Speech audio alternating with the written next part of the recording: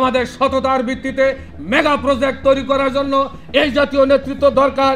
এই কথাগুলো আমাদের বলতে হবে। সোনার বাংলাকে শাসনের বাংলায় পরিণত করেছিল, সেখান থেকে উত্তরণ ঘটিয়ে আমরা আশার প্রদীপ জ্বেলে বাংলাদেশকে একটা আলোকিত অধ্যায় গড়তে হলে এই জাতীয় আমাদের নেতৃত্ব দরকার, নৈতিকতা সম্পন্ন আমাদের নেতৃত্ব দরকার।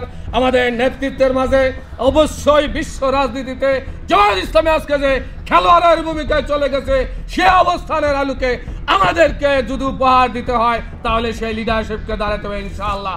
আসুন আমাদের নেতৃবৃন্দকে, যেহেতু এসে গেছে আমাদের আরো একজন সহকারী সেক্রেটারি জেনারেল মজলুম জননেতা এসে গেছেন, কথা বাড়াতে যাচ্ছি না।